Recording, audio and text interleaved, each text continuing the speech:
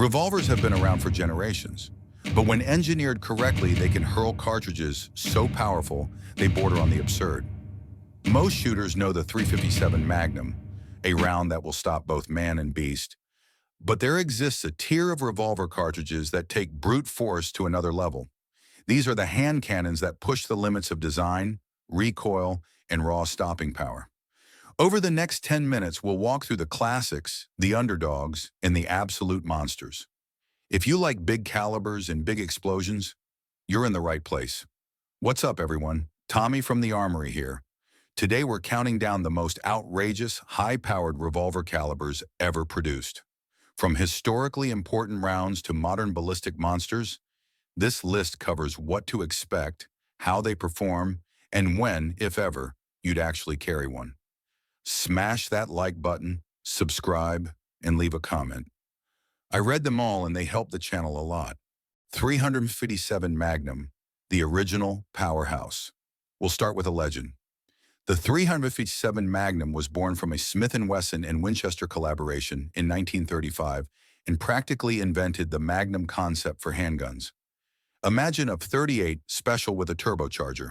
Typical bullets run 110, 180 grains at velocities near 1,800 FTS, giving excellent penetration and terminal performance.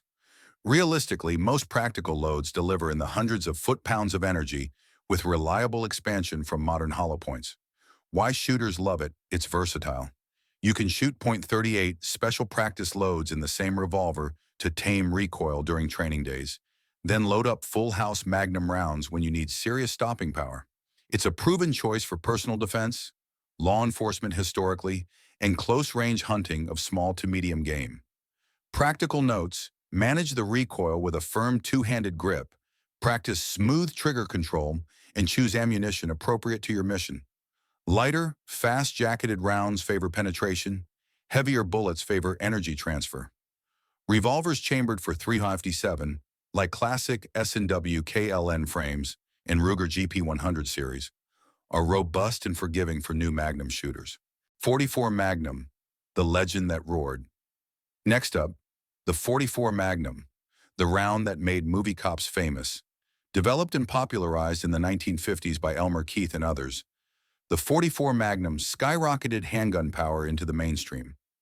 Common bullets range from 180-300 grains, velocities around 1,200-500 FTS, and energy figures routinely in the neighborhood of 900-1,200 FTB, depending on load. That translates into deep penetration and huge wound channels. Why it endures, the .44 strikes a rare balance. Terrifying power, but still learnable.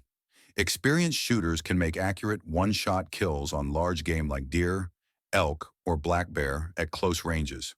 For many hunters and outdoorsmen, the .44 is the practical big revolver choice. Powerful enough to be effective, but not so brutal that you can't practice with it. Tips and platforms: the Ruger Red Hawk, S&W N-frame revolvers, and various custom builds are common homes for .44s. Use heavier bullets for deep penetration on big game, and soft or expanding bullets for hunting to ensure quick kills. Expect heavy recoil and muzzle flip. Stance and strong wrists make follow-up shots manageable. .480 Ruger, the underrated Titan. Introduced in 2003 by Ruger in collaboration with Hornady, the .480 Ruger was designed to fill a niche, deliver near Magnum-level energy with more controllable recoil than the absolute heaviest Magnums. Typical projectiles run 275-410 grains at velocities north of 1,300 FTS, producing around 1,200-1,500 Nm of energy in many loads. That's enough to drop moose or bear at close range. Why consider it? The .480's big diameter bullets carve massive wound channels while still allowing shooters to get follow-up shots without wrist trauma. For backcountry hunters and those who want maximum practical stopping power without the napalm recoil of heavier Magnums, the .480 is an excellent compromise. Practical considerations: pick a solid revolver platform. The Ruger Super Red Hawk is a go-to. Use controlled, deliberate shots and match bullet construction to the mission. Heavy hard cast for penetration in dense cover. Bonded expanding loads for controlled expansion on game. 454 Castle, the Beast Unleashed. The 454 Castle is where things get serious. Developed by Dick Castle and Jack Fulmer, it took handgun ballistics into realms previously reserved for rifles. Velocities can approach 1,600–1,900 FTS with heavy bullets, and muzzle energies can be well into the high hundreds, often claimed near or above 500–1,900 FTB, depending on load. That's rifle-class performance from a handgun. Who it's for? Experienced hunters and wilderness professionals who may face aggressive predators. The Castle's energy and penetration make it devastating against large animals. But it's also brutally punishing to shoot. Expect fierce recoil, thunderous muzzle blast, and loud back pressure. Platforms and handling.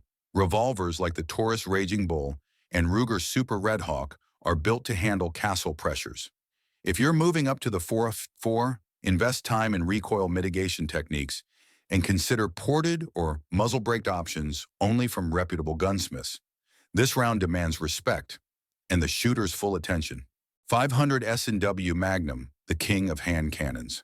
Finally, we arrive at the 500 S&W Magnum, the apex predator among production handgun rounds. Introduced by Smith Wesson in 2003 and developed with input from Corbon and handloaders, the 500 S&W doors open to near ridiculous numbers. Muzzle energies beyond 2,600 FTB in many configurations and velocities, up to 2,300 FTRS with light projectiles. Bullets range from 275 up to 700 grains. The larger projectiles deliver stupendous penetration and hydraulic shock. Who uses it? True big-game hunters and guides working in the worst wilderness environments. When your adversary could be a charging grizzly, moose, or Cape buffalo, the 500 S&W is a last-resort equalizer. It's designed to be deployed when stopping power matters more than comfort.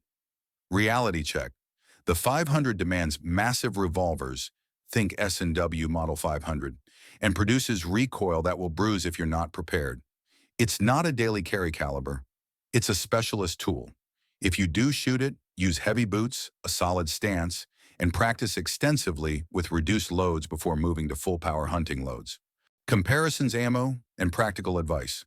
So how do you pick? A few quick rules of thumb. Training versus fight loads. If you want to practice cheaply and sensibly, get a revolver that also shoots milder rounds. .357-38. Special crossover is a great example.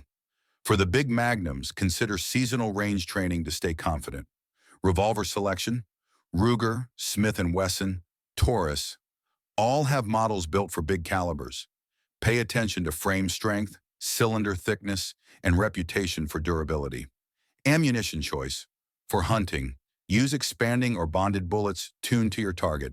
For defense in the wild, heavy, deep penetrating hard-cast bullets are often recommended to hit through bone or hide. Safety.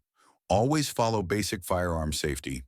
Assume every gun is loaded. Keep your finger off the trigger until ready, point the muzzle in a safe direction, and know your target and what's beyond it. The high-energy rounds discussed can cause catastrophic overpenetration in populated areas. Recoil management. Two-handed grip, stable stance, and proper body alignment dramatically improve shot control. Consider grips and revolver weight as part of the package. Heavier guns reduce felt recoil, but aren't for everyone. Final thoughts. From the versatile .357 Magnum to the jaw-dropping .500 S&W, revolver calibers span a wide spectrum of capability. Some are perfect everyday carriers. Others are niche specialist tools for hunting and wilderness defense. The one constant is this: when you step up a caliber, you also step up responsibility. Training, ammo selection, and safe handling become non-negotiable. If you enjoyed this deep dive into big bore revolvers, smash that like, subscribe, and ring the bell for more content. Drop a comment. Which caliber would you want on a solo backcountry trip? And why? I'll read the best answers in the next video. Stay sharp, stay safe, and respect the power in your hands. It's not just about the caliber, it's about the skill behind it.